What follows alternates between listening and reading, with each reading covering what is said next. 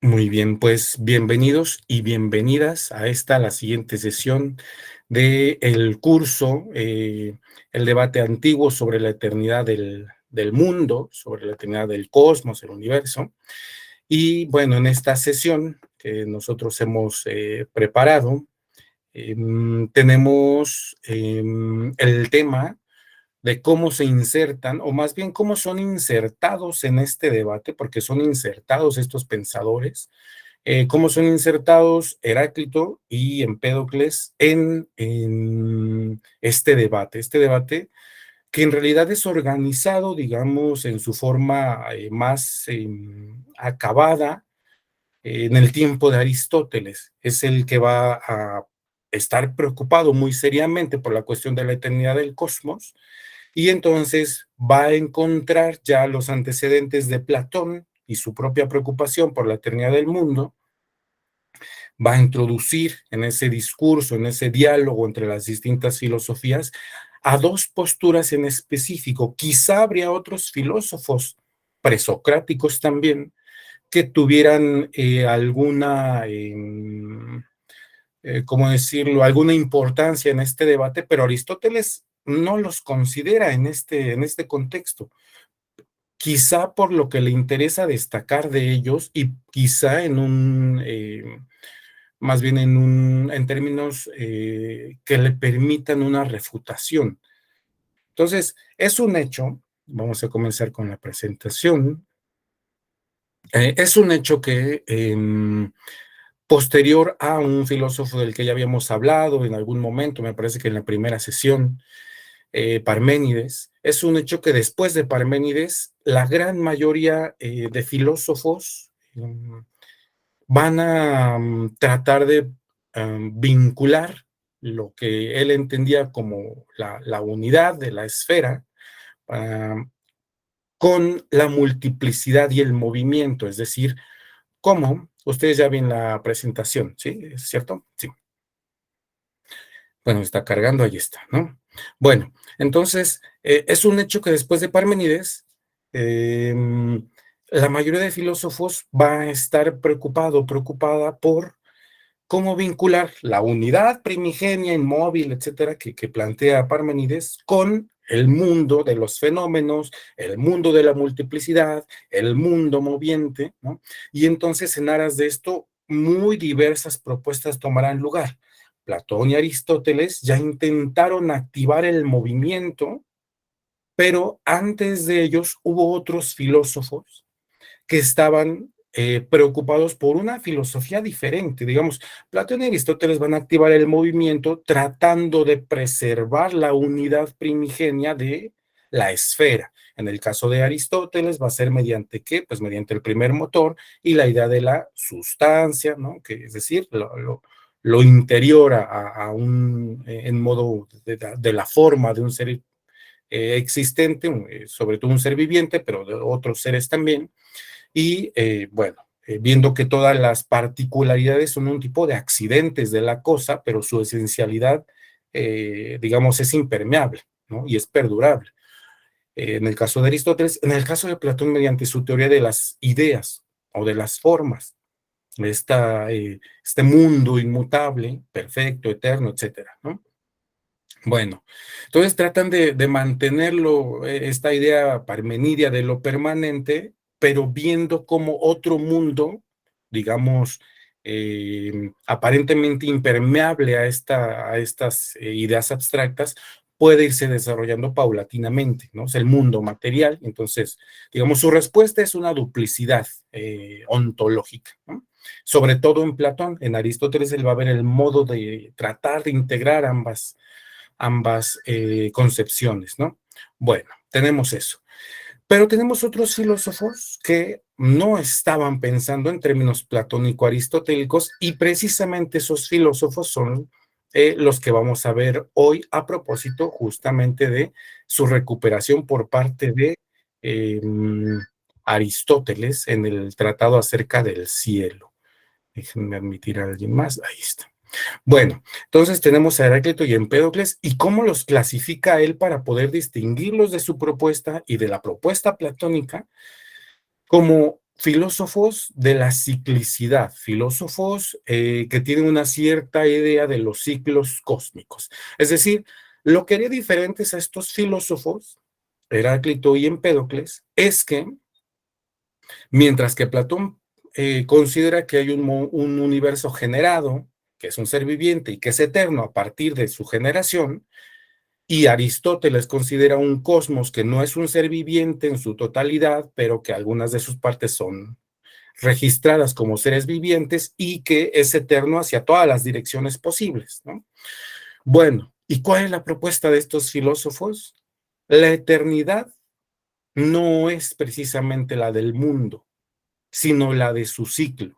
Entonces es un cosmos que se genera y se destruye, aunque con sus respectivas particularidades en cada uno de estos filósofos. Esa es la idea, digamos, que está de fondo y es el modo en el que él los introduce en este debate. Esa atribución va a ser cuestionable, sobre todo respecto de Heráclito, pero vamos a ver sus particularidades ahora, ¿no? Entonces, bueno, tenemos estos filósofos y tenemos, como en cada sesión, algunas preliminares, ¿no? Estamos hablando de principio, nuevamente, Arge, y que ya aquí, en este contexto, podemos hablar de la idea de Arge, que es recuperable por Aristóteles, pero que es proyectada hacia los otros filósofos y de hecho fue utilizada por los filósofos anteriores a Aristóteles, ¿no? Anteriores a Platón y anteriores a Sócrates, que por eso se llaman, o les llamamos presocráticos, y que Aristóteles conocía como físicos, ¿no? Bueno, los fisicoi. Entonces, bueno, tenemos una cierta idea del principio, que yo ya les había dicho que tiene al menos dos significaciones, una como comienzo de algo, pero otra como lo principal de algo, digamos, en el ámbito cosmológico, como algo interno que es lo principal a una cosa, ¿no? Es una idea ampliamente difundida entre los filósofos presocráticos y que, digamos, parte de la concepción de que todo necesita un sustento del cual partir y que lo sostenga a lo largo de la existencia, ¿no? Entonces va a contestar Tales de Mileto que es el agua, o que es Anaxímenes, que es el aire, ¿no? Y Heráclito, según nos dice el propio Aristóteles, que es el fuego, ¿no? Bien. Y tenemos el término elemento, que en griego es stoicheion. Es importante notar que esta es la terminología de Platón y Aristóteles y no así la que utilizó Empédocles, aunque él es, digamos, el autor de la idea de los cuatro elementos, ¿no? De los entonces conocidos como cuatro elementos, ¿no? Entonces, bueno, yo aquí les pongo más o menos cuáles son las significaciones que tuvo en los textos de Platón y Aristóteles, para que veamos cómo en un principio tenía un sentido gramatical, digamos, correspondiente a una letra o a una palabra, en el caso de Aristóteles, y partiendo de ahí, como digamos, mediante una analogía, dado que las palabras se construyen a partir de los elementos gramaticales, que son las letras, o bien las frases se construyen a partir de las palabras, así el universo se construye a partir de, digamos, ciertas sustancias, segmentos, elementos finalmente, ¿no? Elementos constitutivos de todo, ¿no? Esta idea va a acompañar a Aristóteles hasta el final. Él va a considerar que los elementos pueden ser concebidos como partículas que pueden siempre dividirse, ¿no? Casi atómicamente. Bueno, entonces esta es una precisión que es importante hacer y la siguiente, desde luego, es la idea del cosmos, el vocablo que ya habíamos visto, que significa orden en algún momento y que en otro momento va a pasar a designar más bien mundo ordenado, ¿no?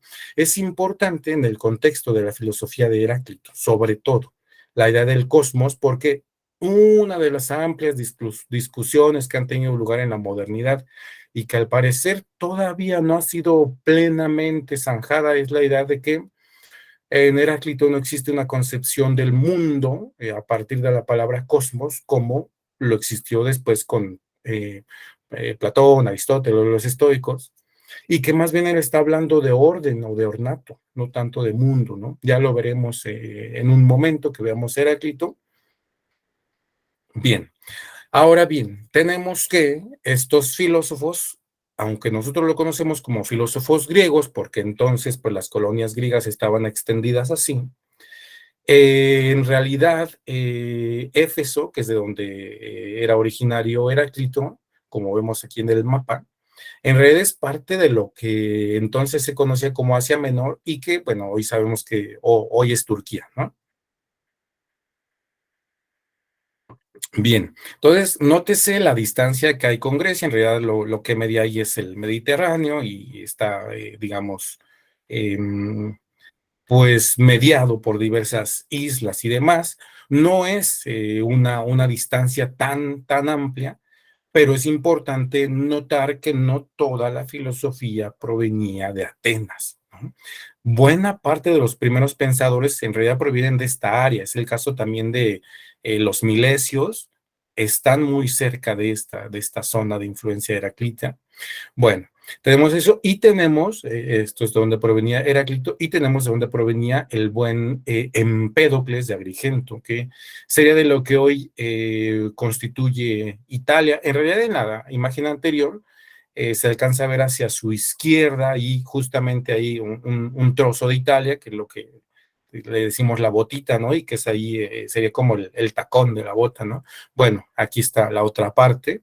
Entonces, nótese que es una zona, ahora sí, ya se ve bastante más amplia, que abarca la filosofía y que, insisto, hoy conocemos como filósofos griegos, a tales y tales, por las colonias griegas y demás, por la expansión de Grecia y por pues el traslado de colonos, sobre todo atenienses, a diversas zonas de influencia, pero por el control de puertos y demás, que ya tienen que ver cuestiones económicas y demás, pero que, digamos, sigue siendo importante, otra vez, también rumbo a la siguiente sesión, notar que la filosofía se va a extender a amplios lugares y que buena parte de sus filósofos, ya en la siguiente etapa de la filosofía, en la helenística, van a ser migrantes, van a ser fugitivos, perseguidos y un montón de cosas, ¿no?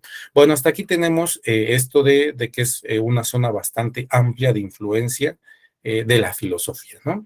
Y entonces, ahora sí vamos a llegar, primero que nada, vamos a llegar a Heráclito. Esta imagen es de su concepción o de la que se le endilga, ¿no? La concepción que se le endilga en torno a los elementos, ¿no? Entonces, bueno, primero, ¿quién fue Heráclito? Cuando hablamos de Heráclito, estamos hablando todavía de la segunda mitad del siglo VI antes de nuestra era, desde luego. Estamos hablando de uno de los filósofos más oscuros, digamos, más difíciles de comprender, ¿no? Esto que nos decía Pedro al principio tiene su razón de ser. En la antigüedad fue llamado el oscuro, en efecto. Y bueno, su escrito enigmático, difícil de comprender, él lo va y lo deposita en un templo dedicado a la diosa Artemisa, me parece, y bueno, como una especie de dedicatoria. Hay una especie de leyenda sobre su vida, ¿no?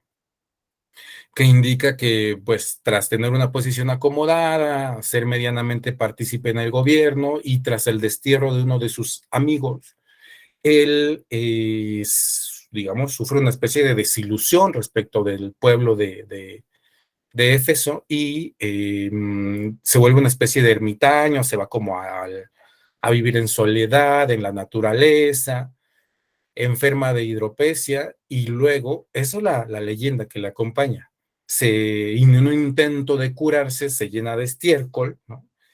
Y se pone al sol y muere de insolación, ¿no? Se llena de estiércol en la idea de que eso le va a sacar el agua del cuerpo, lo va, digamos, a resecar el cuerpo y curar la hidropesia y muere así, ¿no? Otras versiones dicen que va a morir devorado por perros. Y bueno, teniendo en cuenta que fueron los cínicos los que van a terminar absorbiendo parte de su filosofía, no estaba tan errada la idea, pero bueno, en la antigüedad circuló esta leyenda sobre su muerte, ¿no? Bueno, bien.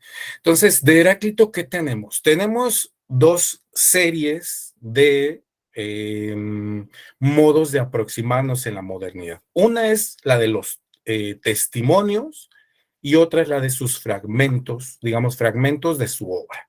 Quizá en ningún autor es tan importante esa franja como en Heráclito. Es decir, cuando leemos textos de Epicuro, por ejemplo, pues nos mezclan ahí fragmentos y testimonios, ¿no? Y un testimonio vale tanto, quizá, como un fragmento por el hecho de que al parecer reproduce, digamos, dentro de lo que nos dejaron de Epicuro, reproduce medianamente fiel el contenido de las doctrinas de Epicuro, porque eso está registrado por otros 25 fragmentos que dicen lo mismo, ¿no? Bueno, pero no tenemos eso de Heráclito.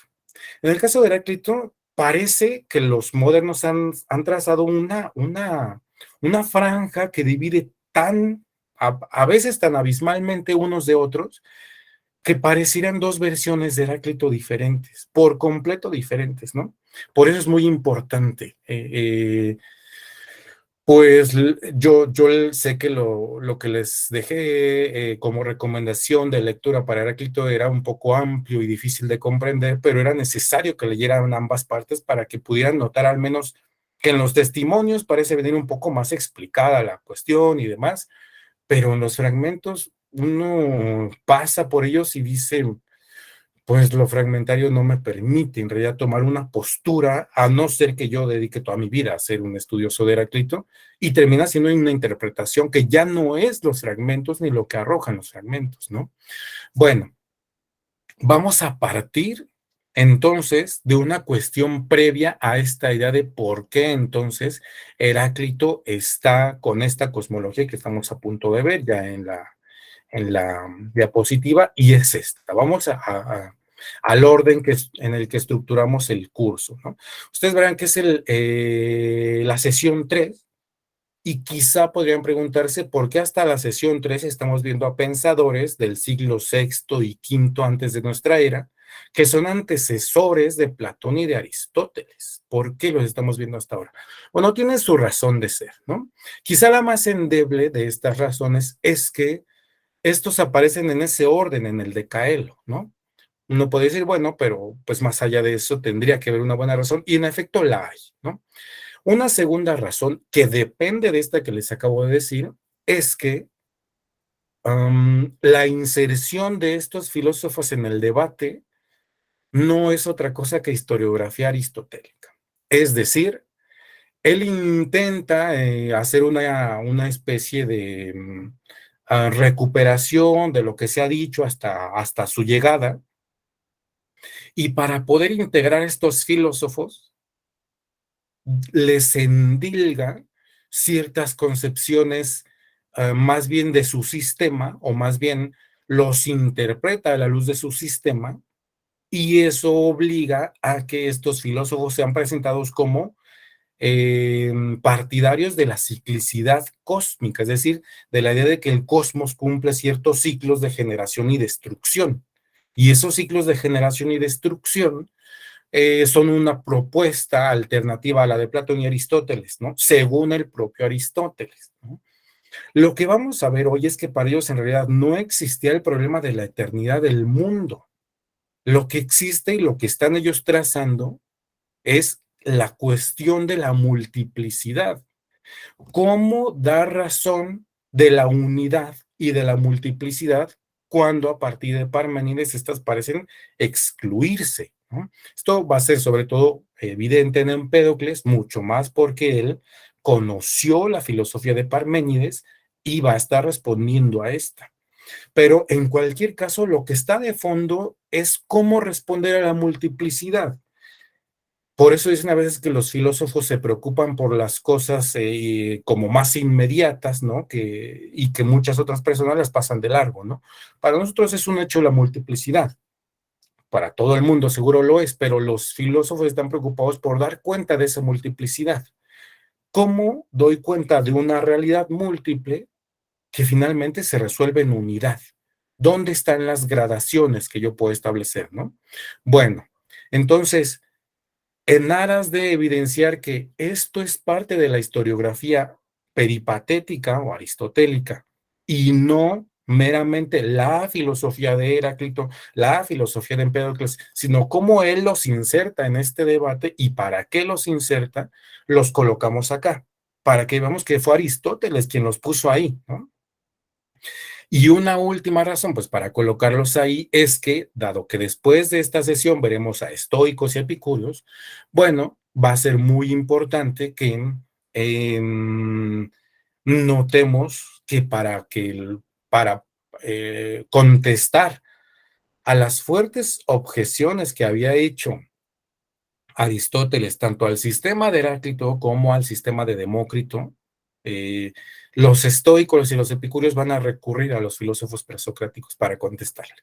Es decir, hay un enfrentamiento fuerte entre las filosofías de Platón y Aristóteles y los estoicos y los epicúreos, y ellos para hacerse fuertes en ese enfrentamiento, digamos, para saltarse un tanto las filosofías platónico-aristotélicas, van a ir a los presocráticos a tomar sus armas fuertes. Entonces van a regresar a ideas en torno a, por ejemplo, el principio del universo, un principio interno, una causa inmanente, etcétera, pero se van a armar terminológicamente, primero en Aristóteles, recuperando fuertemente Heráclito para contestar con ello a Platón, contestar con ello a Aristóteles, según sea el caso, ¿no? Entonces, esa es otra de las razones por las cuales estamos viendo hasta este punto a los filósofos ya mencionados, ¿no? Bueno, entonces, ahora sí vamos con lo que arrojan las doxografías en torno a Heráclito. Vamos a comenzar con Heráclito, ¿no? ¿Qué nos dicen de Heráclito? Hay tres temas fundamentales de Heráclito, ¿no? Digamos, hay muchos, pero creo que hay tres que podrían englobar en términos fundamentales su, ¿cómo se llama? Su filosofía. ¿Cuál dirían ustedes que son esos ítems fundamentales, ¿no? Hay uno que se ha hecho hiperfamoso en la filosofía, que ha tenido un gran éxito y que fue la obsesión de Platón, ¿no? A lo largo de toda su vida, Platón va a estar huyendo de esta idea. Y ya lo habíamos visto en algún momento, la idea de el todo fluye, ¿no? Es decir, esta concepción según la cual el universo entero está en continuo movimiento, no hay fijeza y no hay manera de que nada permanezca, ¿no? Entonces viene la idea del pantarrey, ¿no? Que es el todo fluye, ¿no? Esta idea con los estoicos va a adquirir un carácter moral. Ellos van a definir la felicidad como el buen fluir, ¿no? La euroia, el buen flujo. Pero en el caso de lo que se le suele atribuir a Heráclito, la idea del pantarrey es una idea cosmológica. Todo está en fuerte flujo y nada puede permanecer, ¿no? Bueno, esta idea sobre todo la presenta Platón atribuyéndosela expresamente a Heráclito en el crátilo de Platón, ¿no? Bueno, esta es una de las ideas fundamentales que se suelen atribuir a Heráclito. No hay un fragmento en donde esto sea incluido. Hay testimonios de Platón, de Simplicio, ¿sí? Pero no hay un fragmento, digamos, un extracto de la obra de Heráclito que diga todo fluye y etcétera, ¿no? Bueno, entonces está esta idea. Ahora, una segunda idea a la que se suma esto del pantarrey, digamos, del todo fluye, es la idea del fuego como principio del universo, como principio inherente que da razón de ser de la dinámica del universo, la doctrina del fuego. Y entonces se unen el propio Platón en el crátilo. Si es en el crátilo, sí. Si no es en el crátilo, es que trabaja en ambos diálogos, ¿no? Tanto en el crátilo como en el teeteto habla de esta idea. Me parece que es en el crátilo donde dice, hay partidarios del todo fluye, digamos, de que nada permanece, y esos partidarios, en ellos incluye a Homero y a Heráclito al menos, ¿no? Y dice, tan así que Homero dice, el principio de todo fue Océano, el dios, ¿no? Océano. Y la prueba de ello, según él, es que en el océano todo está en constante flujo, ¿no? Entonces nada puede permanecer, ¿no? De la misma idea, según Platón, va a ser Heráclito. Ahora bien, en el caso de Heráclito toma un tinte diferente. Para vincular el fuego con el movimiento, Platón hace un movimiento muy interesante. Lo que dice es, bueno, todo lo que está en constante flujo genera fricción, y esa fricción no es más que un calor que, dado que todo el cosmos está en un flujo continuo, indica que todo el cosmos de una u otra manera es fuego. Esto, este fragmento es recuperado por Rodolfo Mondolfo, aunque otros no lo recuperan, pero es una idea extraordinaria porque frente a otros muchos fragmentos que no explican el vínculo entre el pantarrey, digamos el todo fluye, y el fuego, Platón sí está estableciendo ese vínculo, aunque a través de una relación mecánica, la relación de la fricción. La fricción genera ese fuego. Y pues en realidad para Heráclito el fuego parece ser algo más que el producto de una fricción entre dos sustancias concretas, ¿no? Pero al menos Platón es así como lo interpreta. Entonces ya tenemos dos ideas propias de su cosmología. Todo fluye, el fuego como principio del universo, y hay una tercera. Y esta tercera quizás sea una que un tanto más difícilmente se puede compaginar con estas otras dos, aunque se compagina. Y es la idea de la unidad de contrarios. Si ustedes leyeron el texto, habrán visto que Heráclito dice que padre de todo es la guerra, dice que, incluso dice que se equivoca Homero al decir que ojalá se acabara la discordia, dice porque la discordia es lo que da origen a todo, lo que da sustancia a todo lo existente. ¿Cómo funciona esto? Otra vez, quizá a través de imágenes como la noche, el día, la guerra y la paz, etcétera, la vida y la muerte, Heráclito cree poder entrever en ello una unidad dinámica, lo que se le ha llamado la dialéctica de los contrarios, es decir, un contrario llama a su otro contrario, y eso es en realidad que termina convirtiéndose en una especie de dinámica o desarrollo o ciclo de desarrollo de la realidad, termina por conformarse como una unidad, la unidad de los contrarios, ¿sí? Sin un contrario no existe el otro, digamos, sin lo bueno no existe lo malo, ¿no? Esa es una especie de razón aparentemente lógica, pero que tiene que ver con cómo comprende Heráclito la necesidad de que ambos existan, y si no existiera la discordia, no existiría el mundo tal como no existiría el mundo, ¿no? Es necesaria la duplicidad de los contrarios para que el mundo no solo tenga orden, sino incluso para que exista, ¿no? Para que exista el movimiento. Esta idea, acuérdense que la va a recuperar Aristóteles. Para Aristóteles, en el cosmos, todo tiende hacia su contrario, ¿no? Es una garantía, digamos, de la movilidad cósmica o de la dinámica del cosmos, ¿no? Bueno, entonces, con estas tres ideas, la discordia de la que habla Heráclito es Eris. Con toda franqueza no me acuerdo. Vamos a ver si a lo largo de la sesión por ahí encontramos algún fragmento. Yo no lo recuerdo, ¿sabes? Pero bueno, vamos a ir viendo si por ahí lo encontramos. Si alguien tiene la respuesta a esto, por favor, nos lo indica, ¿no? Con toda seguridad sí, porque Heráclito está utilizando diversas imágenes como dique, la justicia, ¿no? Eh, pero Zeus incluso, Zeus dice, como habrán visto en los fragmentos, lo uno quiere y no quiere el nombre de Zeus, ¿no? Es como un alejarse, tomar distancia, pero acercarse de las cuestiones mitológicas, ¿no? Bueno, entonces ahora sí vamos a la imagen que yo les voy a proyectar en un momento, y que bueno, básicamente incluye la cosmología que fue, digamos, eh, pues atribuida a Heráclito. Esta cosmología en la cual, como ustedes podrán ver, yo lo puse en formas de esferas, pero no es como se lo imaginaba Heráclito, de ninguna manera, ¿no? Bueno, entonces la idea aquí es que todo parte del fuego. Y todo parte del fuego implica que a partir del fuego se generaron los famosos cuatro elementos por diversos mecanismos. Y digo mecanismos porque en realidad son dinámicas mecánicas, es una mecánica elemental, una mecánica de los elementos, es decir, por rarefacción y por condensación, ¿no?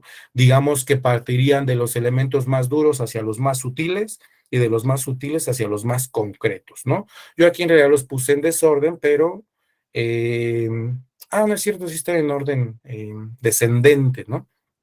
La tierra más concreto, luego el agua, después el aire y luego el fuego, ¿no? Y estos elementos se estarían continuamente vinculando para la generación de las cosas. Una vez constituido el mundo, que aquí vemos que es la tercera etapa y es un busto de un filósofo, esta tercera etapa en la cual ya se constituye el mundo a partir de la dinámica de los elementos, tiene un final que es el regreso al fuego. Y este regreso al fuego, que en la antigüedad fue conocido como el incendio universal, la ecpírosis, ¿no? Es como se cumple el ciclo elemental y el ciclo del mundo. El mundo parte del fuego, se diversifica en los elementos, genera todas las cosas y después regresa al fuego y a partir del mismo fuego vuelve a surgir todo lo demás, ¿no? Bueno, esta idea que fue común entre los estoicos es una idea que Teofrasto, en su resumen de las doctrinas de los filósofos, atribuye a Heráclito y que es la misma de la que parte Aristóteles para considerarlo como un filósofo de la ciclicidad cósmica, ¿no? En realidad, digamos, esto significaría, en primera, que en los estadios intermedios entre los dos momentos del fuego, lo que está reinando es una especie de tensión, que es un término que utiliza Heráclito, tonos, una tensión entre los contrarios por los cuales estos se siguen y se buscan, ¿no? Bueno, entonces, de una u otra manera el fuego permanece, digamos, como inherente a las sustancias particulares a lo largo del desarrollo cósmico y después va a regresar al propio fuego, ¿no? Ahora bien, es importante notar aquí algo. Esta cosmología que es, digamos, así como es presentada, es bastante básica, aunque no nos dicen plenamente cómo pensaba Heráclito que era la forma del universo, si nos dicen que pensaba que los astros eran cónicos, ¿no? Digamos que sus fases, por ejemplo, el de la luna, se debía a que una especie de astro de forma cónica se volteaba, ¿no? Entonces, cuando se voltea es luna nueva, pero cuando está a medio voltearse se ve pues la franja que es un creciente o un menguante, etcétera, ¿no? Entonces, para él los astros eran de forma cónica, en ellos predominaba el fuego, ¿no? Y bueno, todos estos procesos continuos de rarefacción, por lo cual el agua se evapora y se convierte en aire, ¿no? Y a la inversa, condensación, regresa en forma de agua, en la lluvia, y luego eso se concreta en tierra, etcétera, ¿no? Está inmerso un universo dinámico en el cual todo está fluyendo continuamente, ¿no? Entonces, esta idea del todo fluye, que viene de la idea, o que fue más bien ejemplificado con esta idea del río, nadie se baña dos veces en las aguas de un mismo río. Todo esto proviene de la tradición platónica y aristotélica y después de la tradición estoica, que va a recuperar estas ideas en torno a Heráclito, ¿no? Pero ahí viene la cuestión, ¿no? En los fragmentos de Heráclito no se encuentra esta idea. Lo más que se puede encontrar es un fragmento que habla, sí, en efecto, del fuego, pero no parece estarlo pensando, también habla del cosmos, desde luego, no parece estarlo pensando en los términos que aquí aparecen, ¿no? Yo, en el rastreo, es el fragmento B30, ustedes lo conocen ya, yo aquí lo estoy buscando para podérselo proyectar, pero es el famoso, sí, el multifamoso fragmento B30 y que pues, ha dado a grandes discusiones en torno a la posibilidad de que Heráclito sostenga o no una cierta idea de pues la conflagración, sobre todo a los ¿cómo se llaman? A los comentadores les ha preocupado que Heráclito sea pensado como alguien que sostiene la epírosis, la conflagración universal, y en realidad, según la mayoría de comentadores, esta es una idea estoica que ellos le endilgan a Heráclito, ¿no? Entonces, bueno, ya aquí está el fragmento, yo se los voy a proyectar en un momento para que podamos leerlo. La vez pasada creo que metí mucho texto en la presentación, esta vez quise hacerlo menos. Bueno, entonces vamos a leerlo. Para ello voy a dejar de proyectar esto y vamos a proyectar una pantallita para que ustedes sepan de qué, para las personas que igual no pudieron leerlo, bueno, aquí está el fragmento y ustedes me dicen cuando ya lo vean, aquí está el texto, es el fragmento B30, ¿no? De la edición que yo les dejé leer, es el que está ahí subrayado. Y bueno, fíjense lo que dice, ¿no? Estas sí son palabras aparentemente textuales de Heráclito, ¿no? O al menos, bueno, nosotros leemos una traducción. Este cosmos, uno mismo para todos los seres, no lo hizo ninguno de los dioses ni de los hombres, sino que siempre ha sido, es y será fuego eternamente viviente que se enciende según medidas y se apaga según medidas. Esta idea, según la mayoría de los estudiosos modernos, es lo que daría cuenta, es lo que inspiraría una lectura de Heráclito en términos de un filósofo que defiende la ciclicidad del cosmos.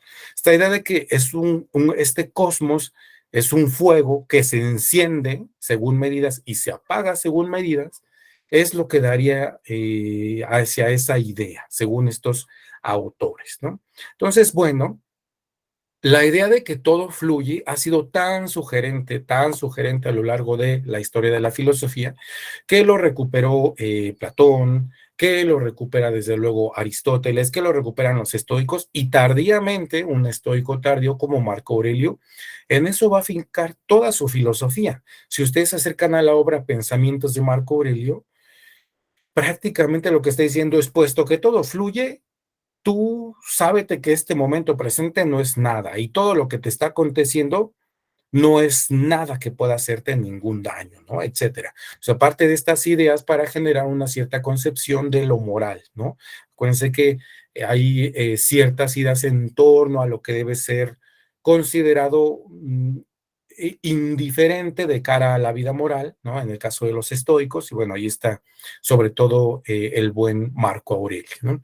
Entonces, bueno, la idea parece muy sugerente, la idea de que todo fluye, de que todo está en continuo movimiento, de que nada puede permanecer, y esto equiparable a un fuego, digamos, pensado casi como energía, un fuego que genera esa dinámica continua del cosmos y que finalmente parte de un fuego primigenio que se transforma en todas las cosas, como si fueran estados del fuego, digamos, el estado sólido sería la tierra, el estado líquido pues sería el agua, el estado gaseoso sería el aire, ¿no? Entonces estos cuatro elementos en su dinámica llegan a un punto culmen en el cual vuelven a recuperar el cosmos, ¿no? Esta es la idea que se suele endilgar a Heráclito. Ahora, los términos de la discusión en la modernidad son muy interesantes, ¿no? Primero, porque, insisto, este fragmento es el único testimonio serio, el único fragmento que tendríamos para justificar una lectura así. Entonces, la mayoría de comentaristas, como ya les había dicho, han defendido que han sido los estoicos los que le han endilgado a Heráclito una propuesta así para defender su propio punto de vista respecto a pues la ciclicidad cósmica y el incendio universal, etcétera, ¿no? Bueno, la respuesta, una interesante respuesta, me parece muy convincente, pero desde luego esto está sujeto a que cada uno vaya y confronte los textos. Pero una convincente respuesta ha sido la de Rodolfo Mondolfo y tiene dos partes. La primera es desactivar la señalización sobre los estoicos, es decir, dado que más bien parece ser Teofrasto y Aristóteles quien le endilga a Heráclito esta doctrina, no tiene sentido señalar a los estoicos como los autores de ella. Es en primera. Y en segunda, según Mondolfo, autores de la talla de Teofrasto y de Aristóteles difícilmente pudieron leer mal o malentender a Heráclito. Esa es la cuestión. Fueron, digamos, los grandes organizadores de todos los saberes en la antigüedad, sobre todo, desde luego, la filosofía, que cuesta mucho trabajo pensar que no hayan comprendido Heráclito. Y ese argumento supuestamente pretendería defender que la lectura de Teofrasto y Aristóteles en términos básicos es correcta y por lo tanto es posible defender que para Heráclito existía una cierta idea de la ciclicidad del cosmos, de un incendio final del universo y que eso estaría ejemplificado en su idea del cosmos como este sistema que se enciende en algún momento y se apaga en algún momento, es decir, es consumido por el fuego y ese sería el apagarse del cosmos, ¿no?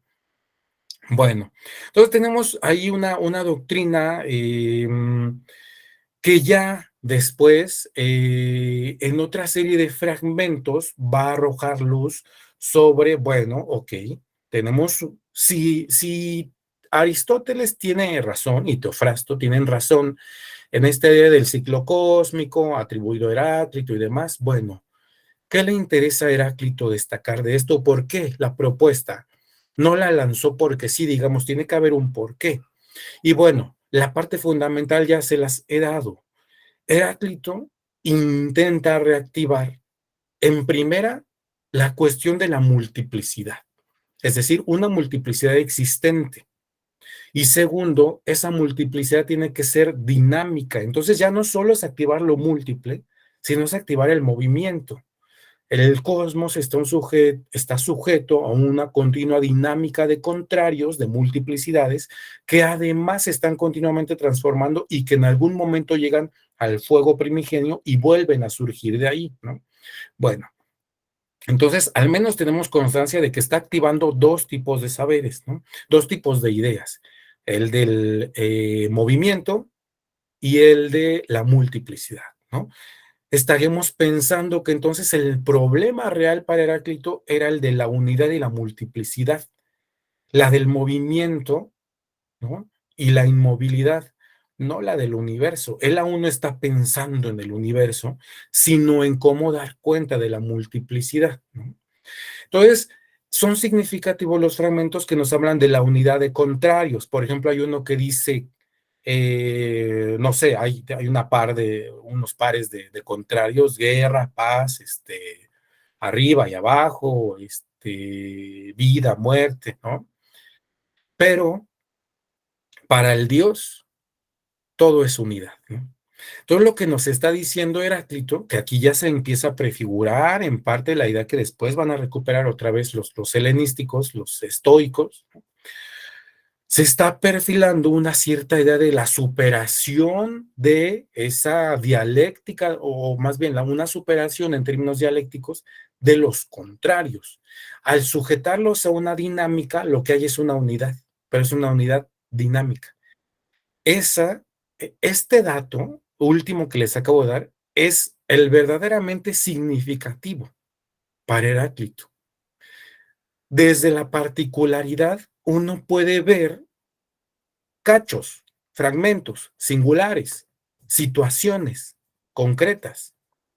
Pero si uno hace un examen global, un examen más amplio, podrá ver que eso en realidad solo son particularidades moviéndose en una gran dinámica cósmica. Esa visión de conjunto sería la que tendría el Dios, y esa visión de conjunto es la que haría manifiesto que en medio de las multiplicidades y en medio de toda la dinámica y en medio de los contrarios que vemos nosotros y percibimos nosotros como seres particulares, hay, digamos, en términos universales, una única visión, y esa única visión es englobada por una gran dinámica, y el gran responsable de esa dinámica es precisamente el logos, una razón universal que ya aparece así perfilada en Heráclito. Ustedes, bueno, varios de aquí tienen formación en filosofía helenística y saben quién recuperó esta idea, sobre todo los estoicos. Pero nótese que Heráclito está haciendo un esfuerzo grande por pensar una razón universal que sea capaz de concebir, sostener, plantear y comprender la dinámica cósmica y entender que tanto la multiplicidad como la unidad son simultáneas, pero no están separadas, ni siquiera como quizá pensaría Platón, Aristóteles, no. Esta unidad es inherente a todas las cosas, pero hace falta ser observador. Hay unos fragmentos que hablan de los despiertos y los dormidos. ¿Y qué es lo que dicen de los despiertos y los dormidos? Es muy interesante.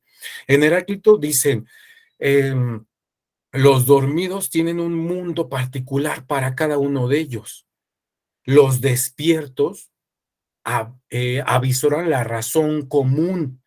Y esta razón común, los términos griegos utilizados son koinon logos, que son los que después van a utilizar para hablar en la filosofía helenística de la comunidad, pero también de un logos común a todo lo existente con los estoicos.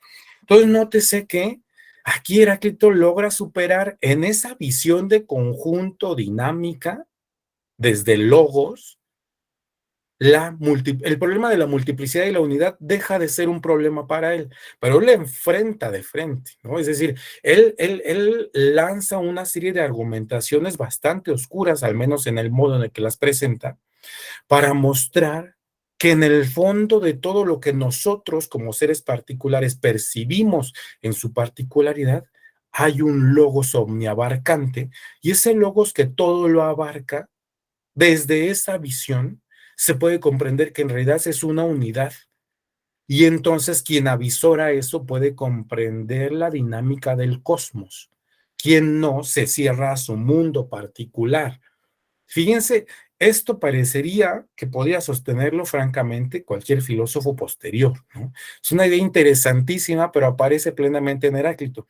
Él enfrenta el problema de la multiplicidad, de ahí su importancia. De ahí la importancia de ver esto en términos globales y no en partes, como el Pantarrey, que le gustó mucho a Platón, digamos, le gustó mucho como para huir de él toda su vida, ¿no? O como la ciclicidad cósmica de Aristóteles, ¿no?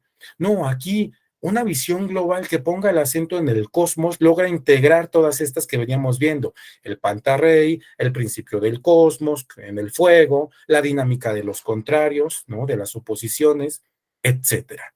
Bueno, ahora sí voy a escuchar los comentarios de algunos de ustedes. Adelante, por favor, Jonathan. Muchas gracias, Beto. Dos preguntas.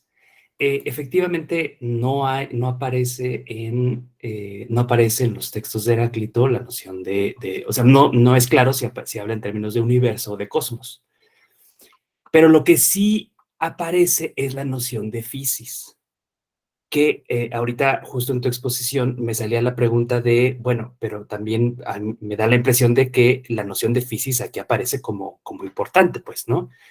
Y ahí viene mi segunda pregunta. Pareciera, y esto es igual, preguntarte si estás de acuerdo, pareciera por momentos que mientras los cínicos pusieron más atención y privilegiaron más la noción de physis, el paso al estoicismo fue privilegiar la noción de logos, ¿cierto? O sea, pareciera que el logo se vuelve mucho más importante y central en el estoicismo, y son dos partes de Heráclito, pues son dos elementos que están en Heráclito, pero por momentos la physis en este sentido más inmanente, incluso por ahí hay una mención del perro, ¿no? En Heráclito también, ¿no?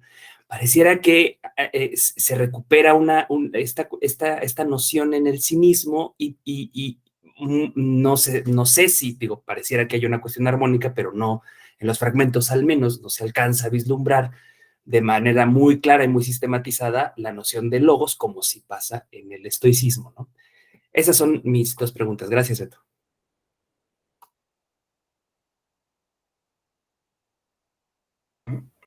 Gracias, Jonathan. Sí, desde luego los cínicos, como están pensando en una especie de regreso a la unidad primigenia, digamos, una especie de regreso al fundamento frente a la apariencia del mundo de las convenciones sociales, están desde luego pensando en la fisis. Entonces, para comprender de qué va la cuestión de la fisis, habrá que entender que nosotros tenemos una traducción de fisis por naturaleza y que equivale básicamente a lo que hoy incluso podemos llamar mundo natural, y con eso designamos a plantas y animales que están fuera de las ciudades, ¿no?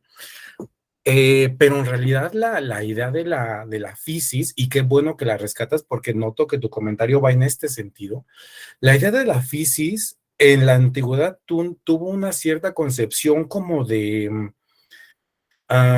fuerza interna de desarrollo. Esa es la cuestión. Es decir, esa fuerza interna de desarrollo es la que, digamos, ¿cómo decirlo?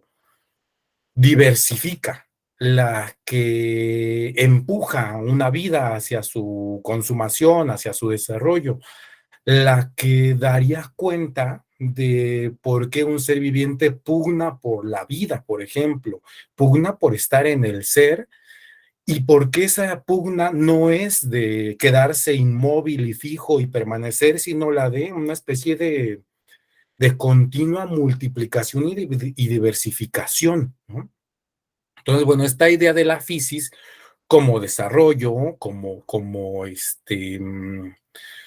es que quiero decir, quisiera tener una palabra para multiplicación, pero biológica, ¿no? Diversificación, ¿no? Bueno, esta idea inherente a la concepción heraclitia, y que es la gran ausente en mi exposición, porque yo parto de Aristóteles para leer a Heráclito. Cuando leamos a los estoicos veremos la noción de fisis, pero eh, en Aristóteles él está atribuyendo una noción de principio que intenta equipararse a esta noción, pero deja de lado por entero la cuestión de la vida, que es aquí la que está justamente en el fragmento, la idea del fuego siempre viviente, ¿no? Eternamente viviente, y el término para siempre vivo es aizón, la palabra animal, ¿no? Siempre animal, siempre dotado de vida, ¿no?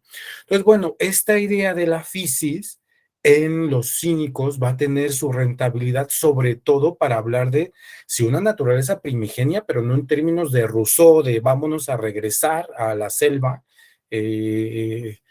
robinsonadas, decía Marx, ¿no?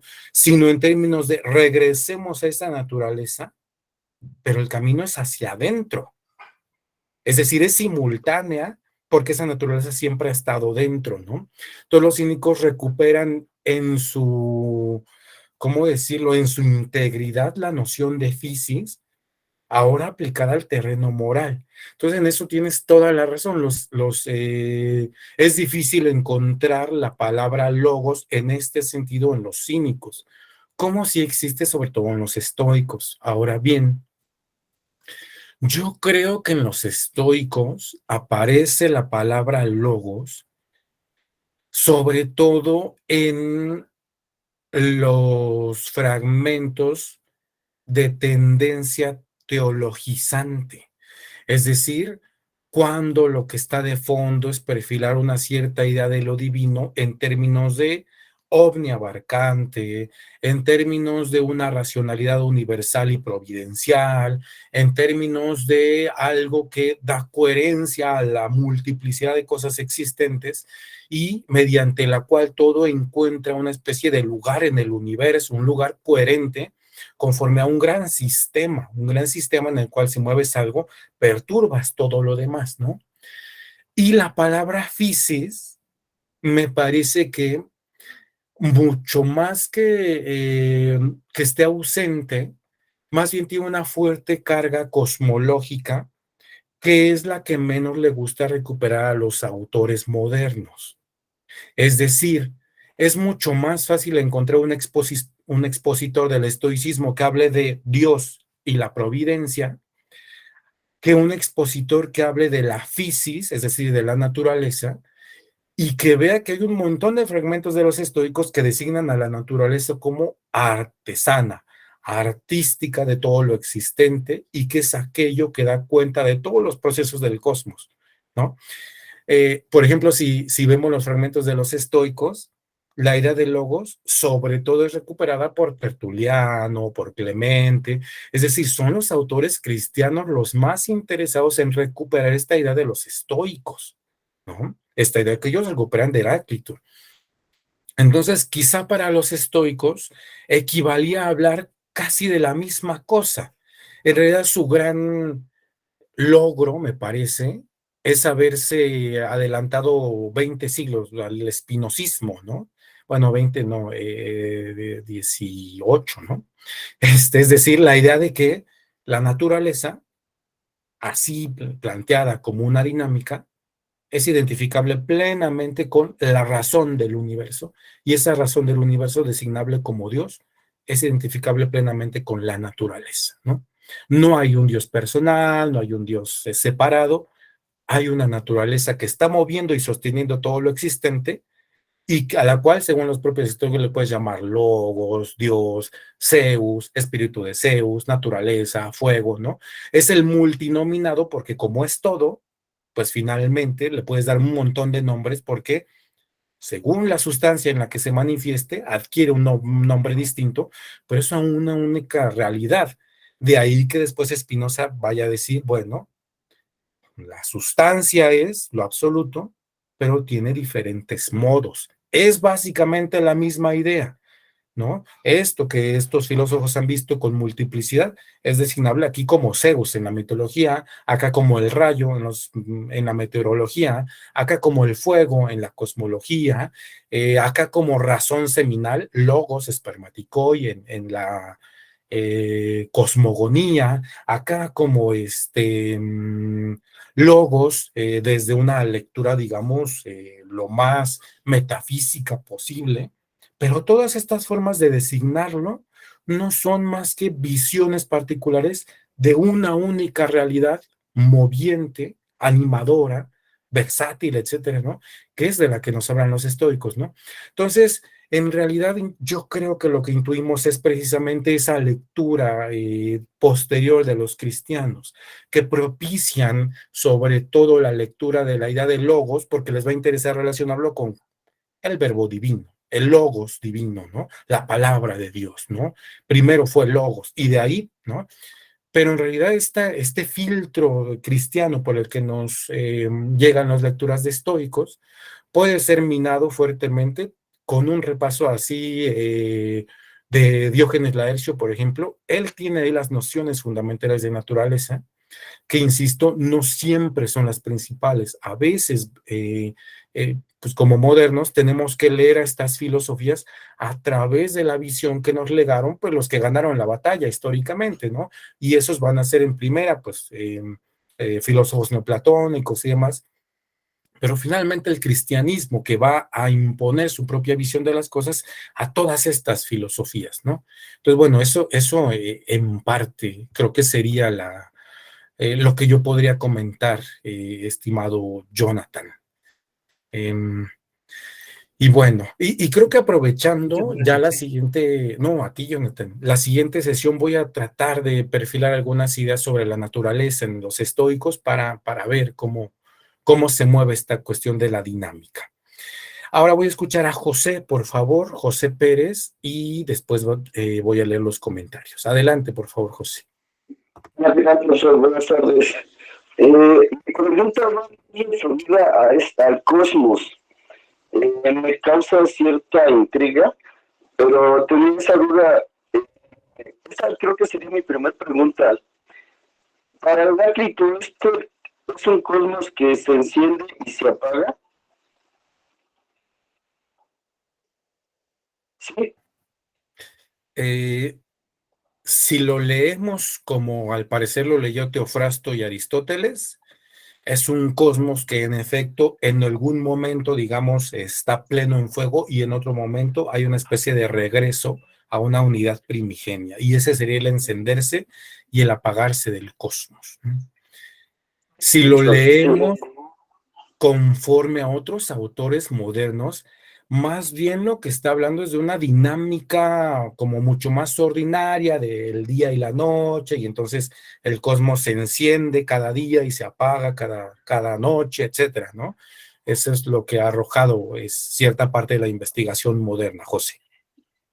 Oye, profesor, ahora, ¿este cosmos tiene individualidad? ¿O es la aplica todo? ¿O es que, perdón, José? ¿Este cosmos tiene individualidad? ¿O abarca todo ese ser, digámoslo así, todo lo que es el universo? ¿Se expande hacia todo el universo o es individual? Claro, pues parece, al menos según el fragmento, me parece que es el primero que les dejé leer y que es de Diógenes Laercio, se plantea el mundo como unidad, y eso significaría que es un uno y particular. No nos dice nada sobre su forma, pero sí nos dice que es una unidad, ¿no? Uno único y no hay múltiples universos. Ya, porque tenía el concepto de que si fuera individualidad, entonces el Sol sería un cosmos que produce, que se prende y se apaga. Entonces, sí tiene esa individualidad. Ese proceso del Sol, ahí sí se da esa individualidad, pero dentro de esa individualidad entiendo entonces que fuera de esa esfera ahora hay otro proceso con otro cosmos de mayor magnitud.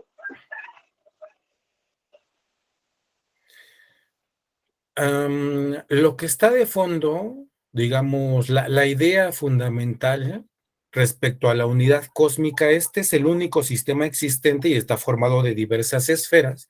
Y precisamente lo que han defendido algunos autores es que cuando el Sol se oculta, digamos, es el apagarse del cosmos, precisamente por la centralidad que da Heráclito al Sol como astro, ¿no?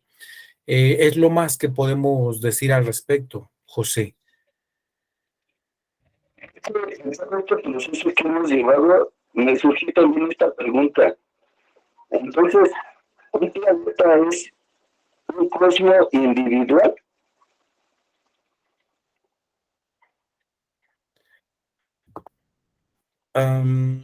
No estoy seguro de comprender a qué te refieres con que sea individual. Individual en el sentido de que es único, individual en el sentido de que es, digamos, el único y no hay otro más, ¿no? Individual en el sentido de individuo, digamos, de una única cosa. Sí, en ese sentido, el cosmos, para Heráclito, al menos según el testimonio de Diógenes Laercio, así funciona, ¿no? Es lo único existente, y en él se desarrolla esta dinámica de la que venimos hablando a partir de logos, el fuego, la dinámica de contrarios, etcétera, ¿no? Pero es lo más que podemos decir. No postula diferentes cosmos, no postula la integración de microcosmos en otros grandes macrocosmos, no. Lo único de lo que habla es de este universo, y este universo, digamos, como cifrado en una cierta dinámica que se resuelve en unidad finalmente, ¿no?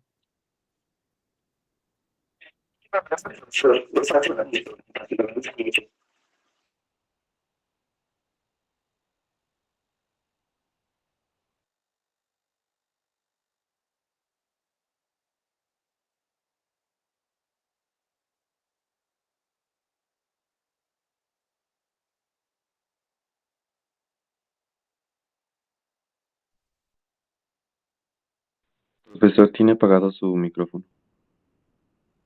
Gracias, gracias, gracias. Bien, yo estaba leyendo los comentarios, ahorita voy a dar la palabra a Ángel. Leí el comentario de Sven, que pregunta si el concepto de logos en Heráclito es ese carácter racional de todo el universo, y si acaso no existe la noción de caos, ¿no? Y bueno, es una muy buena pregunta, y es una muy buena pregunta porque los modernos asumimos que casi todas las filosofías y mitologías de la antigüedad asumieron que había una especie de primera etapa del universo donde existía el caos y luego vino el orden, o bien de que en el orden también existe el caos y gracias a eso es posible la dinámica del universo, etcétera. No, en el caso, en primera del concepto de caos, acuérdense que era un dios, Caos, y que según la teogonía de Hesiodo es el primero de los dioses en nacer. El primero nació Caos, dice. Bueno, la idea de caos no es la de desorden, sino la de espacio, donde todo acontece, ¿no? El caos ahí es definido como el espacio que se abre como un bostezo entre cielo y tierra. Bueno, en ese espacio va a acontecer todo lo existente, ¿no? Entonces, bueno, no existe esta idea, aunque desde luego puede existir la de desorden, ¿no? Como vimos con Platón, ¿no? Ahora bien, en el universo de Heráclito no existe el desorden. Existe la apariencia de desorden. Uno puede contemplar como algo como un aparente desorden, pero ese desorden en realidad se resuelve en una unidad en la cual todos funciona con cierta medida. La noción de metros, ¿no? De medida en Heráclito es fundamental. Por eso la idea que recupera justamente en esto de se enciende según medidas y se apaga según medidas, dio paso a ciertas ideas en torno a, por ejemplo, que hay una cierta métrica a partir de la cual el cosmos llegando a ese punto se incendia y todo lo demás, ¿no? Pero en realidad no, hay una unidad racional, ¿no? Uno puede contemplar partes y no, pensar que hay ciertos desórdenes, pero en lo global, pensando en términos así universales, no existe el caos, ¿no? Y dice Sven, otro comentario, en la línea de que estas ideas tienen implicaciones prácticas, me parece que esa idea de Heráclito respecto de la unidad de pares o contrarios es un antecedente del principio dialéctico marxista de la lucha de contrarios. Bueno, recuerden que en efecto, antes incluso de Marx, está presente en Hegel. De hecho, esta idea, esta nomenclatura que yo utilicé, dialéctica de contrarios, es de raigambre hegeliana. Entonces, en efecto, está ahí, solo que en el caso de Heráclito, él nunca está, al parecer, nunca está pugnando por el cese de la guerra, digamos, por el cese del enfrentamiento.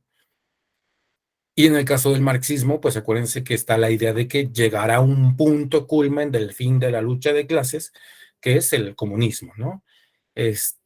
Bueno, ahí está pero sí, desde luego, sobre todo a través de Hegel, ¿no? O sea, Marx no parece interesado fuertemente en Heráclito, sino a través de Hegel y la noción de dialéctica, que da precisamente orden al paso de contrarios hasta la superación final, digamos, en esta idea hegeliana de tesis, antítesis, síntesis.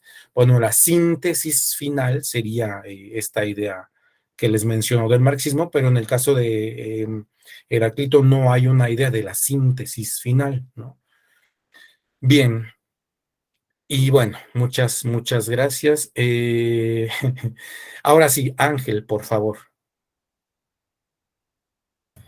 Hola, ¿qué tal? Yo tengo dos dudas. Una es en qué se distinguen estas dos variantes que han surgido de la interpretación sobre Heráclito. Y la otra es si, si puedes como ilustrarnos un poco mejor esta noción de justicia en Heráclito, porque me confundió mucho uno de los fragmentos que tengo aquí anotado y dice, es preciso saber que la guerra es común a todos los seres y la justicia es discordia y todas las cosas se generan por justicia y necesidad. Aquí entonces justicia, ¿qué vendría a ser en este fragmento?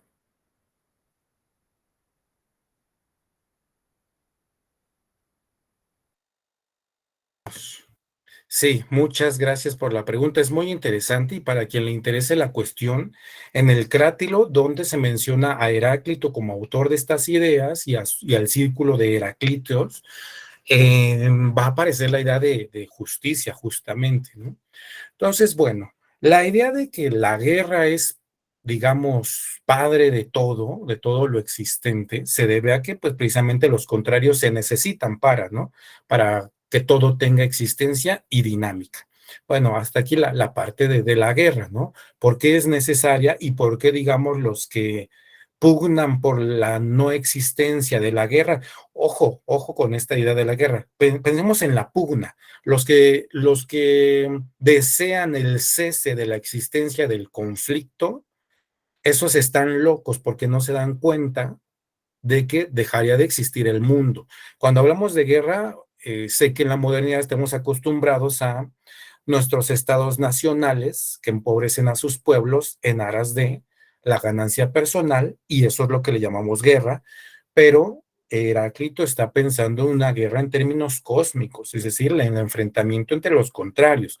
No está defendiendo de ninguna manera la justificación de la guerra entre estados nacionales que solo buscan intereses particulares, ¿no?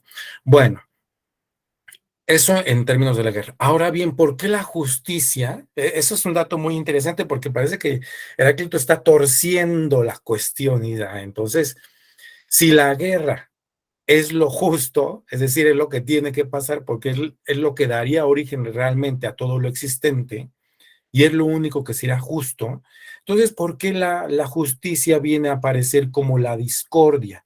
¿Por qué bueno, esa es precisamente la razón. La justicia vendría a ser la justicia ordinaria, digamos, la justicia como... y eso, una idea previa. ¿Cómo entender justicia? Porque en la antigüedad hubo diversas ideas de justicia, por ejemplo, las que ensaya Platón en el libro de las leyes, ¿no? Y que, digamos, se pueden resumir en dos nociones de justicia. Una que es más pertinente de la República y que es como a cada cual lo que le corresponde, ¿no? Y otra idea de justicia que es la de la venganza, la justicia retributiva. Tú hiciste un mal, pues ahí te va, ¿no? Entonces, bueno, parecieran estar emparentadas, pero en el caso de la primera, digamos, se refiere en términos sociales a que cada uno desde su interioridad asuma el lugar que tiene en el estrato social que tiene, eso en la República, ¿no? Y esa sería la justicia. En el otro caso es como ir tras la venganza, ¿no? Tras el castigo, una idea más punitiva, ¿no? Bueno, entonces, esa podría ser una concepción de justicia que esté de fondo. Si llevamos, sobre todo la primera, entonces, si llevamos esta idea de justicia, di que siempre en la idea del equilibrio, siempre en la idea de la balanza, podríamos pensar que en Heráclito esa justicia que, digamos, es una balanza en la que todo está, digamos, ya equilibrado, en ella ya no hay movimiento. Y siendo tal, cancelaría la premisa fundamental de Heráclito, que es la multiplicidad y el movimiento. Al cancelar esto, se convierte en el elemento de discordia, en el sentido de discordia como imposibilidad, como destrucción, ¿no? Incluso como injusticia, ¿no? Ahora yo les decía que a quien le interesara la cuestión fuera el Crátilo de Platón, porque ahí que se están jugando con etimologías elaboradas por los propios heraclíteos de contemporáneos a Platón y anteriores, se habla de la justicia y se deriva la noción de justicia a partir de la noción de causa, dio, ¿no? En griego, la causa, pero la causa es precisamente ese fuego que transita por todo lo existente y entonces la justicia es la que tiene una visión global de todo lo existente. Por eso es tan importante como documento heracliteo, como defiende Mondolfo, la filosofía de Platón. Lo que él dice de Platón, que muchos otros estudiosos dicen, no, pues este estaba imaginándose cosas sobre Heráclito que él nunca dijo. La recuperación de las ideas de Platón en torno a Heráclito puede responder un montón de cosas. Entonces, esta es la idea.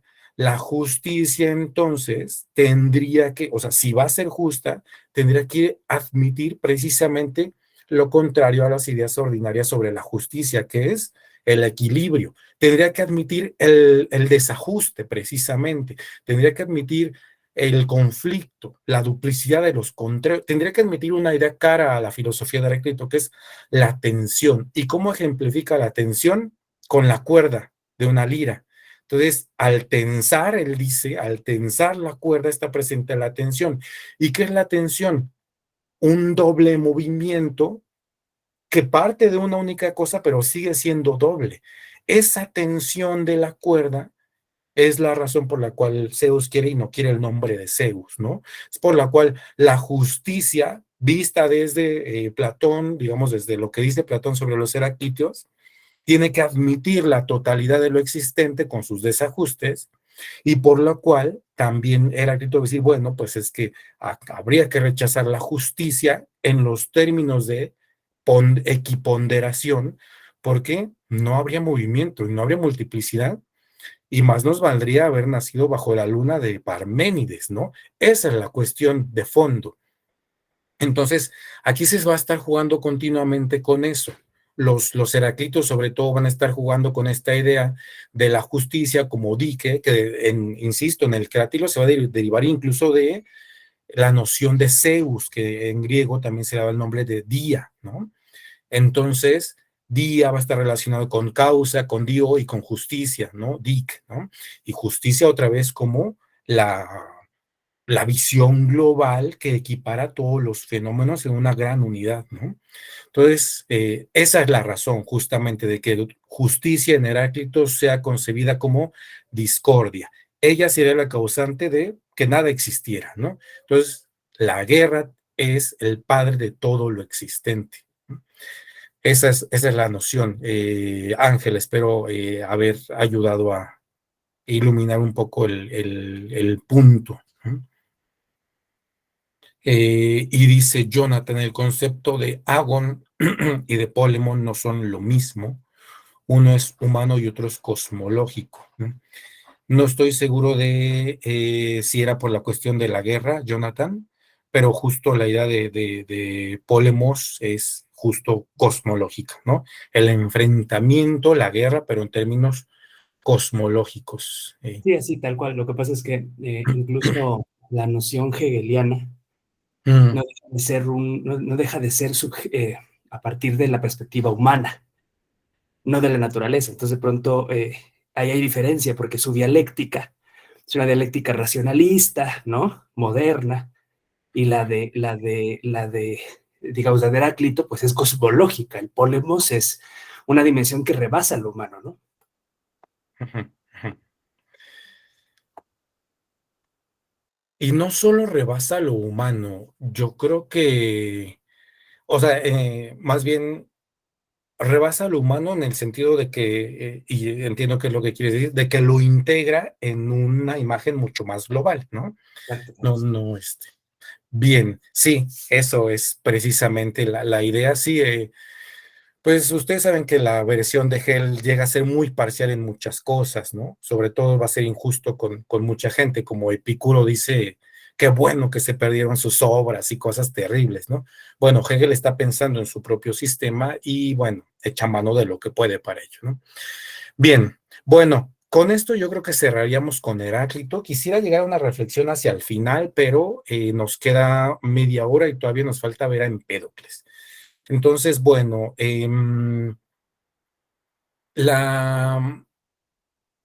vamos entonces con Empédocles, ¿no? Ya hacia el final vemos si podemos recuperar algo de lo que haya faltado de Heráclito, que en términos generales creo que hemos visto bien la idea hemos colocado a Heráclito mucho más en sus términos, y creo que puede irse desdibujando la idea de que Heráclito es autor de la idea de los ciclos cósmicos. O sea, quizás sí, pero está preocupado por la multiplicidad y el movimiento, no por el cosmos, ¿no? Digamos, no por la unidad, no por la eternidad del cosmos, no. Está preocupado por la diversificación en la realidad, ¿no?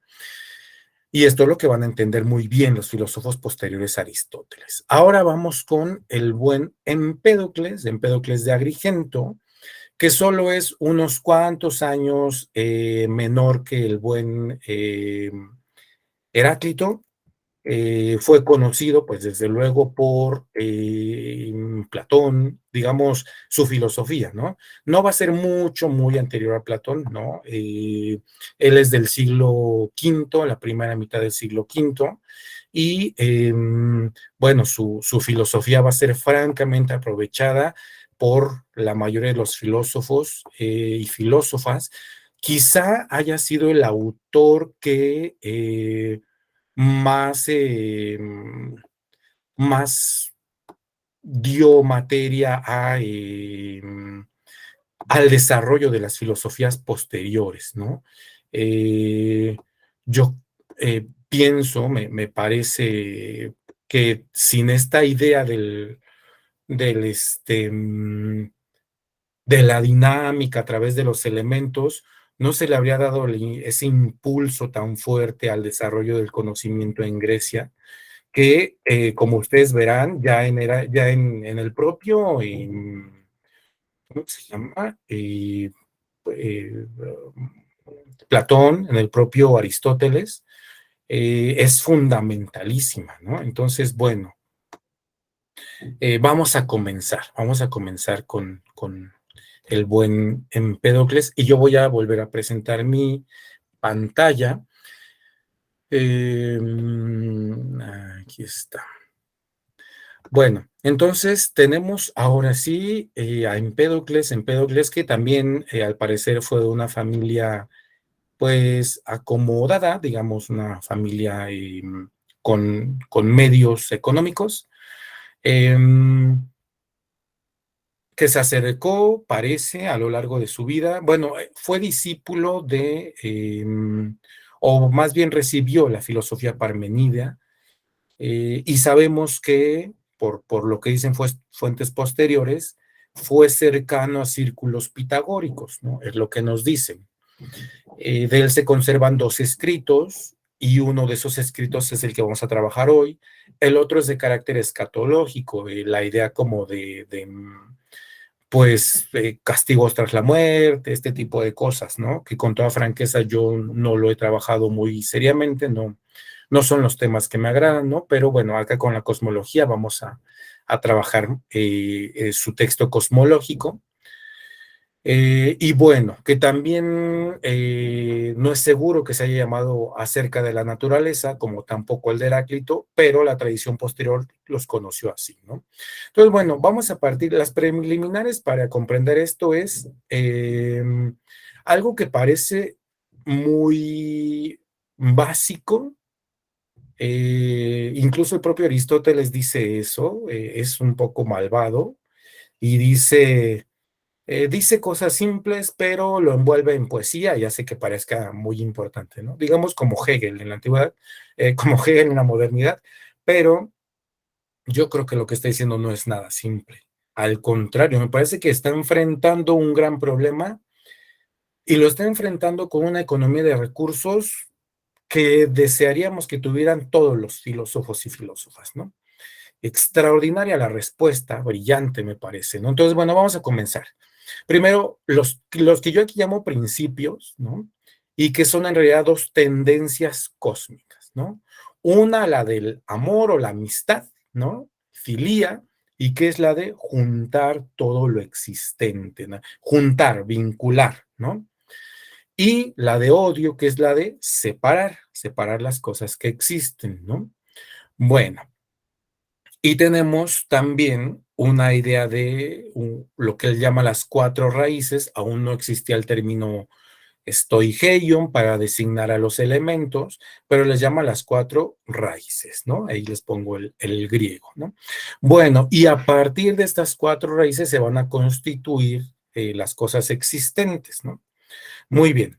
Entonces, vamos a comenzar. Desde luego, el amor pugna hacia la unidad, el odio hacia la multiplicidad. Sería la idea fundamental que está aquí, ¿no? Entonces, yo quisiera regresar a la diapositiva sobre Heráclito para que, digamos, de tratar de quitar una cierta idea muy inmediata que nos podríamos hacer respecto de la filosofía de Empédocles, ¿no? Con Heráclito, con Platón, bueno, con Aristóteles no, con Platón, con los estoicos, estaríamos tentados a pensar que todo partió de una única sustancia unificada, se diversificó en los 4 elementos y de ahí la constitución de las cosas, ¿no? Pero esa no es la idea que tuvo Empédocles de los 4 elementos, ¿no? Ah, mira, aquí ya estaba, ¿no? O sea, esta es la idea que solemos tener, ¿no? La idea de que de la unidad se repartieron los 4 elementos y de su combinación nacieron las cosas, ¿no? Pero esa no es la idea que tenía Empédocles, es mucho más compleja su idea, ¿no? Entonces, bueno, vamos a ver en parte esa complejidad, ¿no? Lo que está aquí de fondo es la idea de que en el primer estadio, que es la amistad, bueno, suponiendo que ese hubiera sido el primer estadio, como es una ciclicidad infinita, no hay forma de poner un único inicio, pero partiendo de la amistad como primer estadio, con la unidad absoluta de todo, lo que él le llama el esfero, precisamente a partir de la esfera de Parmenides, ¿no?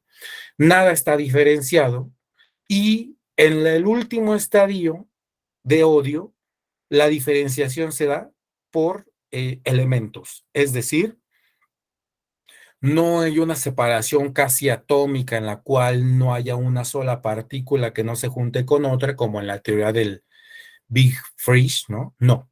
Es la idea de que hacia el periodo culmen, donde ya domina el odio, lo que está separado conforme a su pertenencia elemental. Eso quiere decir que la noción de raíz en Empédocles atraviesa todo el cosmos y permite ciertas mezclas que van a dar origen a todas las cosas, pero esas mezclas deben pensarse casi en términos de yuxtaposición, es decir, nunca una mezcla como en la cual los componentes ya nunca puedan volverse a separar, ¿no? No, esa idea de la mezcla no existe. Más bien es una mezcla como si mezcláramos, digamos, arroz con frijoles, ¿no? Entonces están compactos, están juntos, pero cada uno conserva su identidad y pueden ser separados. ¿Cómo es posible? A través justamente a partir de la dinámica del odio, ¿no? Entonces, la ciclicidad se teje en estas dos proporciones. En primera, la unidad absoluta, y llegando al punto culmen de esa unidad absoluta, que es la amistad, empieza la función de odio, que es la de separar por diferentes estadios, ¿no? Entonces, bueno, esta separación por diferentes estadios, ¿no? Por diferentes etapas, déjenme admitir a alguien, bien, esta separación por diferentes etapas va a llegar a un punto culmen en el cual están ya separados los 4 elementos, no hay conformación de nada de lo existente y empieza la acción de amistad hacia la inversa, es decir, a la conducción rumbo a la unidad en amistad, ¿no? Bueno, esa es la dinámica general, cíclica, que se juega. En este caso sí estamos hablando todavía más claramente y mucho más documentado de una ciclicidad cósmica, aunque en realidad estamos viendo otra vez su dinámica. La dinámica manifiesta y la preocupación otra vez por, ahora sí, dado que este pensador conoce muy bien a Parménides, una preocupación seria por dar cuenta de la multiplicidad sin dejar de lado la unidad. Frente a Heráclito, que veía la unidad como simultánea a lo múltiple, en realidad aquí parece que la solución empedóclea es la de distintas gradaciones en el tiempo que darían cuenta de la unidad y la multiplicidad en diferentes momentos, todo ello en una gran unidad que es ahora sí un ciclo que va de lo concreto y único y la unidad absoluta en la amistad a lo múltiple y diverso en el odio, ¿no? Y es un ciclo cósmico. Entonces, nótese la diferencia. Uno lo está pensando simultáneamente, otro por gradaciones temporales o lapsos, ¿no? Bueno, y entonces, denme un segundo, nos faltó una diapositiva. Bueno, en lo que yo pego la diapositiva, no sé si hay alguna duda, disculpen esto. Y bueno, va a ser muy importante notar acá que la gradación tampoco es simple, o sea, no es como una diversificación ahí medianamente,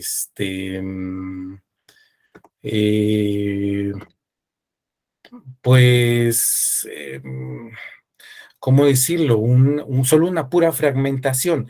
No, lo que está viendo Empédocles es una especie de degradación en términos de diversos órdenes por los cuales nosotros en este momento, digamos, de la existencia, en realidad estaríamos en uno de esos momentos y ni siquiera en el más perfecto. Nosotros estamos, digamos, conformados como una suerte de estado de cosas en el cual el odio ya ha hecho de las suyas en parte, ¿no? Entonces, digamos, podríamos ser más perfectos, pero gracias a la acción de odio perdimos esa perfección, pues que podríamos llamar primigenia, ¿no? En otro aparente estadio de la,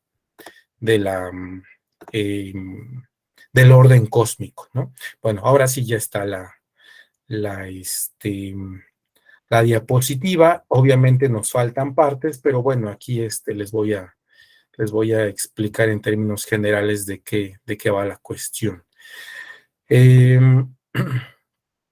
Ustedes me avisan, por favor, cuando ya se pueda ver.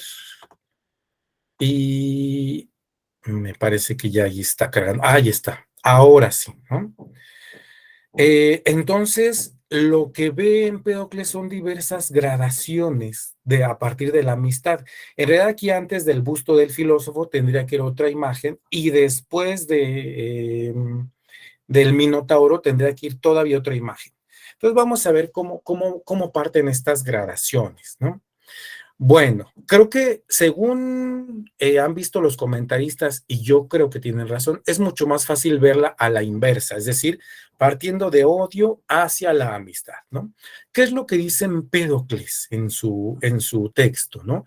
Bueno, están las 4 raíces de todo lo existente, y entonces en su camino hacia la unidad, estos 4 elementos sí se están mezclando, y esa mezcla produce partes de cuerpos que están, digamos, separadas de sus cuerpos, ¿no? Digamos, en el texto, como decía, cabezas solas, piernas aisladas, brazos aislados, ¿no?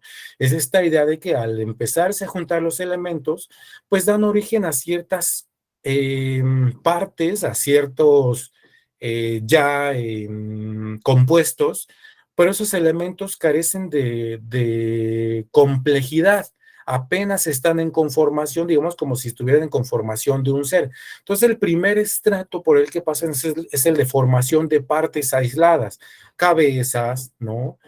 Troncos, piernas, etcétera, ¿no? Ojos, incluso habla de ojos por ahí estando, ¿no? En el orden del universo. Ahora, ¿cuál es el siguiente estadio después de esta mezcla que está siendo propiciada por la conducción de la amistad, ¿no? Hacia la unidad? Bueno, siguen ahora sí, yo les puse aquí un minotauro, pero en realidad el texto habla de bueyes con rostro de humano, ¿no? O a la inversa, ¿no? Humanos con rostro de buey, ¿no? Digamos, una especie de unificación de partes que no es muy aventajada. Incluso el texto dice, las partes que no tuvieron posibilidad de subsistir, pues perecieron, ¿no? Una cierta noción que es una especie de eco lejano de una concepción evolucionista, ¿no? Desde luego no de carácter biológico, sino mecánico, digamos, de unión de partes, ¿no? Entonces, por ejemplo, dice Empédocles, bueno, pues cuando se unieron, no sé, varios brazos, pues no tenían oportunidad de sobrevivir, ¿no? Cuando se unió una cabeza de toro a un cuerpo humano, pues pesaba mucho, por ejemplo, entonces no tiene oportunidad de sobrevivir, ¿no? Entonces, hasta que las partes encontraron cierto equilibrio, tuvieron oportunidad de sobrevivir y dieron paso al siguiente estadio, que es precisamente la siguiente etapa, que es la de los humanos así conformados con una cierta genitalidad, ¿no? Es decir, con pene, vulva, según sea el caso. Obviamente en la antigüedad no pensaban las múltiples diversificaciones que hay en el terreno de la intersexualidad, pero pues concebían al menos dos, ¿no? Y esos dos eran hombre-mujer y les daban una cierta genitalidad, ¿no? En el mundo moderno todo está siendo sujeto de cuestionamiento. Se ha visibilizado que hay otros múltiples modos de plantear la sexualidad y que la intersexualidad pues ni siquiera es una, ¿no? Sino que hay muchísimos modos de la intersexualidad que ponen en jaque la noción de sexo ahí dura con una genitalidad única, ¿no? Bueno, pero en esta etapa del pensamiento no están pensando en ello, sino en dos sexos, y esos dos sexos corresponden a una genitalidad. Aquí hay un hombre, ¿no? Pero en esta etapa en realidad estarían diferenciados hombres de mujeres, ¿no? Bueno, y hay una siguiente etapa que yo aquí no coloco, y es la etapa que correspondería a lo que después con el mito del andrógino de Platón es muy claro. Un ser en forma de esfera que tenía 4 brazos, 4 piernas, los dos sexos, 2 cabezas, y que para desplazarse se mueve girando gracias a sus 8 miembros, ¿no? 8 extremidades, ¿no? Y esta idea del andrógino, es decir, el andros, el hombre, ginos, mujer, ¿no? Y que tiene ambos sexos, y que en Platón aparece una idea de andrógino que además de estos dos sexos, hay un andrógino que corresponde a dos mujeres unidas, ¿no? Y a 2 hombres unidos, ¿no? Entonces, en el mito del andrógino, bueno, ahí Platón relata que por boca de Aristófanes, me parece, que fueron separados como castigo. Los andróginos se equiparaban a los dioses y los retaban, entonces los divide. Cuando los divide, estos morían, entonces ahí les hacen unos cambios fisiológicos para que puedan buscarse. Entre ellos está la colocación de la genitalidad al frente, para que puedan relacionarse mediante el abrazo y el beso, y de ellos nazcan otros seres, ¿no? Y de ahí esta noción, pues, moderna, popularizada como la media naranja, ¿no?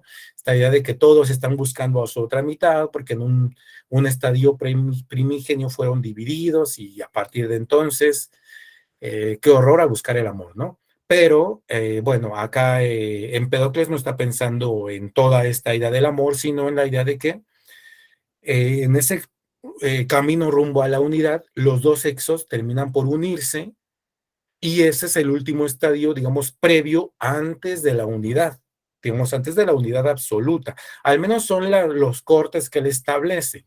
Yo creo que en un plano mucho más sistemático, pues podrían haber tantas gradaciones como se quieren, pero digamos en un intento de dar orden a cada una de ellas, permite estas, ¿no? Entonces en realidad son 6, aquí yo solo puse 4, porque no hay imágenes de piernas sueltas que no fueran de periódicos amarillistas, pero bueno, ahí está la idea, ¿no?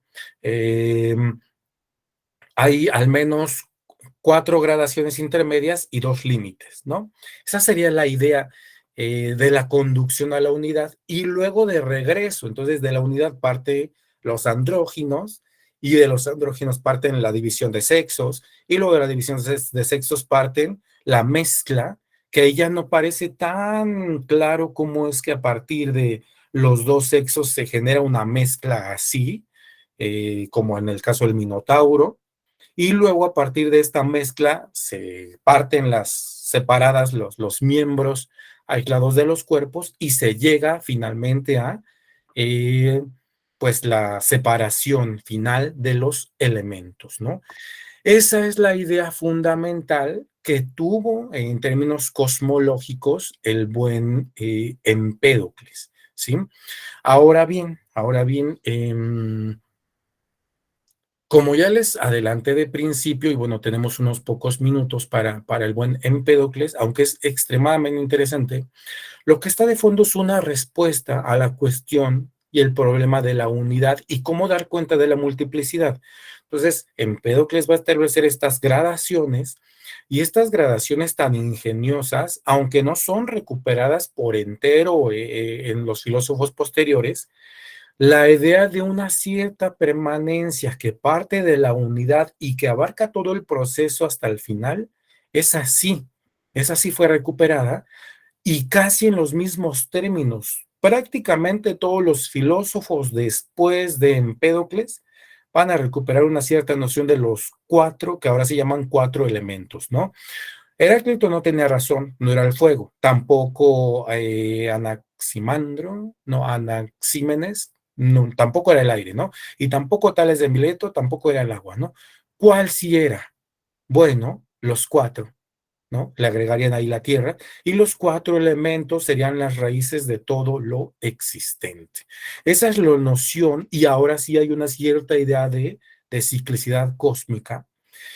Y antes de terminar, ¿no? No sé si aquí haya alguna pregunta, alguna cuestión, tuvimos que ir más rápido con Empédocles, que insisto, la propuesta parece sencilla, pero lo que da respuesta y la pervivencia que ha tenido, incluso nosotros a veces hablamos quizá inadvertidamente de los cuatro elementos, ¿no?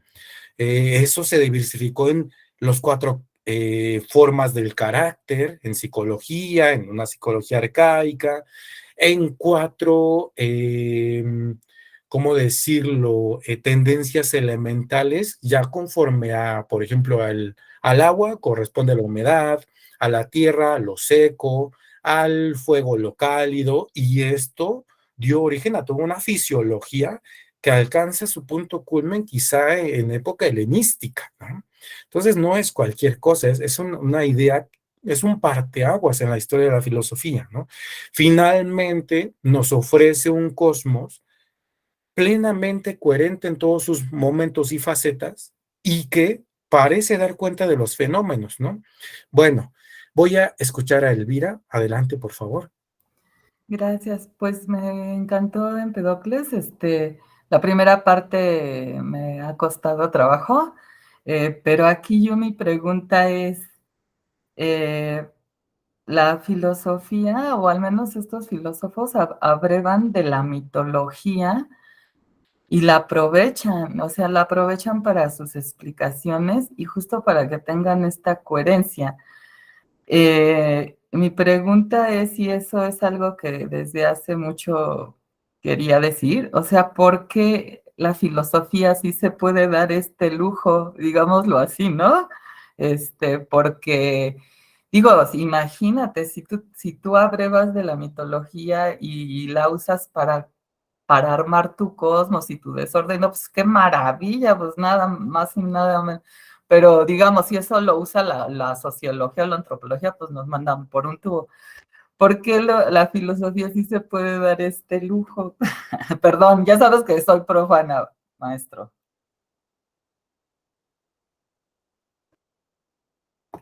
Yo creo que en realidad, o sea, sí se da ese lujo, pero nos parece tal porque nos vendieron la idea con la ciencia y también mucho con la filosofía. Ya ven que hay una cierta idea de que primero fue el mito y luego vino el logos, ¿no?